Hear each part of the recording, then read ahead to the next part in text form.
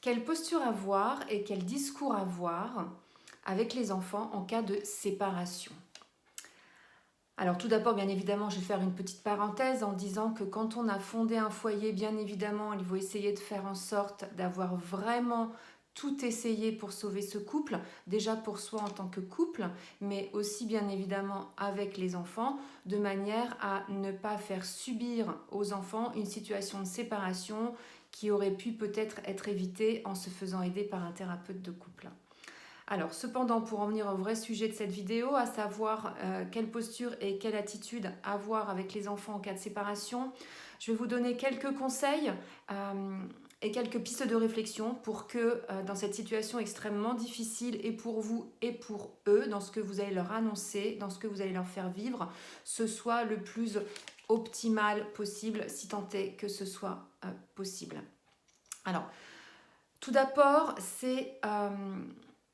il faut annoncer cette décision aux enfants ensemble. Il est bien évidemment assez déconseillé que le père ou la mère annonce la décision. Il faut que ce soit quelque chose qui soit assumé par les deux, même s'il y en a un des deux qui le subit. Il faut que les deux parents soient en capacité d'annoncer cette décision ensemble.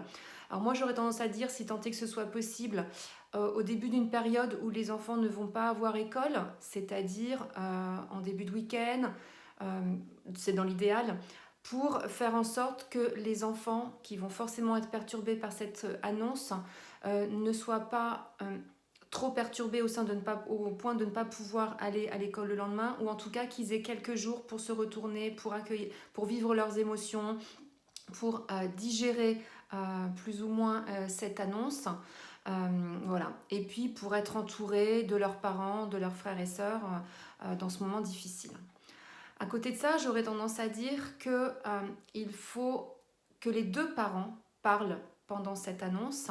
Répartissez-vous un petit peu le temps de parole pour que ce ne soit pas que l'un ou que l'autre qui parle. Bien évidemment, il est assez déconseillé de dire aux enfants que c'est papa ou maman qui n'aime plus ou papa ou maman qui veut se séparer, parce que dans ces cas-là, ça les met dans une situation qui est assez compliquée pour eux, où ils peuvent avoir un conflit de loyauté en voulant défendre l'un des deux parents, ou en tout cas en se sentant l'obligation de peut-être défendre l'un des deux parents. Donc vraiment, à l'âge qu'ils ont, et même s'ils sont ados, dans un premier temps, ils n'ont pas à savoir qui a pris la décision de se séparer. Il faut dire que papa et maman ont pris la décision de se séparer, que bien évidemment, ils ne sont responsables de rien, que quelquefois les amoureux peuvent ne plus pouvoir vivre ensemble, mais que en tout cas, ou ne plus s'aimer, mais que en tout cas, bien évidemment, jamais ça n'arrive avec les enfants, que les parents ont toujours le même amour pour leurs enfants, et ça tout au long de leur vie. Ça, c'est vraiment très important de les rassurer là-dessus, parce que certains peuvent avoir peur eux aussi d'être quittés à un moment donné, voire d'être abandonnés. À côté de ça, il faut être en capacité d'annoncer cela en vivant vraiment les émotions que vous ressentez. C'est-à-dire que je sais que là-dessus, c'est paraît évident, mais bien évidemment, annoncer une séparation aux enfants, il ne faut pas rester émotionnellement neutre, parce que c'est une situation qui est triste pour tout le monde.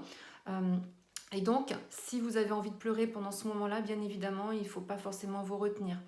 Il va falloir aussi être en capacité d'accueillir les émotions que cela va générer chez les enfants, à savoir, ça peut passer par toutes les émotions. Vous pouvez avoir des enfants qui se ferment complètement, des enfants qui partent dans leur chambre, des enfants qui se mettent à pleurer, des enfants qui ressentent beaucoup de colère. Bref, ça peut passer par toute une palette d'émotions. Là aussi, il faut être en capacité d'accueillir et de dire que vous comprenez l'émotion ou les émotions qu'ils sont en train de vivre, que vous pouvez en discuter, que vous êtes là pour eux quoi qu'il arrive, et que vous pouvez répondre à toutes leurs questions. À côté de ça, il faut essayer de leur faire cette annonce-là déjà en tant que parent, en vous étant un peu projeté sur quelle va être votre organisation en termes de garde, et potentiellement où est-ce que vous allez vivre, parce que en fait vous annoncez aux enfants une séparation, ce qui bouleverse déjà énormément leurs repères, et tout de suite ce que ça génère, c'est énormément d'anxiété de mais où est-ce qu'on va aller vivre, comment ça va se passer, est-ce qu'on va voir papa, est-ce qu'on va voir maman, etc. Donc il faut être en capacité très rapidement de leur expliquer comment les choses vont s'organiser et éventuellement d'en discuter avec eux. Bien que l'annonce soit extrêmement difficile, à faire, de voir que déjà le cadre est posé. Derrière, ça va apporter de la sécurité à vos enfants et donc ça va les aider au moment de cette annonce et dans leurs projections futures. Bien évidemment, dans les jours et les semaines qui vont suivre cette annonce, il faut être très attentif au comportement des enfants, c'est-à-dire voir s'ils ont des problématiques à l'école, s'ils ont un débordement émotionnel, s'ils font des cauchemars, s'ils refont pipi au lit, si au contraire ils sont très dans la colère. Il faut être très attentif à cela et bien évidemment, il ne faut pas hésiter à les accompagner ou à les faire accompagner par des thérapeutes, des psychologues ou quelconque thérapeute pour les aider dans cette période de transition qui est extrêmement difficile pour eux aussi, où ils peuvent avoir un espace de parole neutre, où ils peuvent dire en fait ce qu'ils ressentent, ou la colère qu'ils ressentent, les émotions qu'ils ressentent, à quel point la situation est difficile pour eux, et qu'ils puissent le dire à quelqu'un d'autre que leurs parents, parce que bien souvent, ils n'osent pas se confier de peur de créer des problématiques supplémentaires, ou de peur de faire de la peine à leurs parents. Donc vraiment, il ne faut pas hésiter à les accompagner pendant cette période-là. Bien évidemment, je vous invite après à éviter en tant que parent de vous dénigrer, même si vous ressentez de la colère par rapport à des décisions et choses comme ça. Vous n'êtes plus un couple d'amoureux après la séparation, mais vous resterez quoi qu'il arrive toute votre vie un couple de parents. Et donc vous devez réussir en tant que parent à rester dans une communication par rapport à tout ce qui concerne l'éducation de vos enfants. Il faut que devant les enfants, vous soyez en capacité de vous parler avec respect, d'être en capacité de vous parler tout court pour que les enfants voient que vous arrivez encore à vous supporter et à vous parler. Et ça, c'est extrêmement important pour eux. Donc vraiment, gardez cette communication pour vos enfants, ne serait-ce que pour montrer à vos enfants que pour eux, vous êtes là ensemble quoi qu'il arrive et que qu'ils peuvent tout le temps compter sur vous. Voilà, bon, j'espère vous avoir apporté pas mal de conseils et de pistes de réflexion. N'hésitez pas en commentaire à me faire part de peut-être des problématiques que vous rencontrez si vous êtes dans cette situation ou si vous l'avez été. Et n'hésitez pas à poser des questions, je vous y répondrai toujours avec plaisir.